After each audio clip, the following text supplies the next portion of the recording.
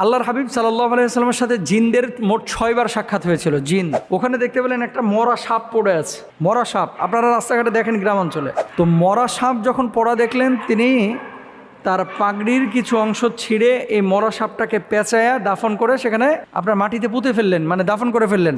জিনরা আপনারা জানেন যে অনেক সময় সাপের আকার আকৃতি ধারণ করে, বিড়ালের আকার আকৃতি ধারণ করে, কুকুরের আকার আকৃতি ধারণ করে। মোহতারাম রাসূল আকরাম সাল্লাল্লাহু আলাইহি ওয়াসাল্লামের সাথে নাকি জিনদের কয়েকবার সাক্ষাৎ হয়েছিল। এ ব্যাপারে আপনার কাছে জানতে চাচ্ছি, আসলে রাসূল সাল্লাল্লাহু আলাইহি ওয়াসাল্লামের সাথে জিনদের সাক্ষাৎ আসলেই কি সত্য হয়েছিল?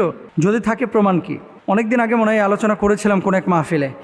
আল্লাহর হাবিব সাল্লাল্লাহু আলাইহি ওয়াসাল্লামের সাথে জিনদের মোট 6 বার সাক্ষাৎ হয়েছিল।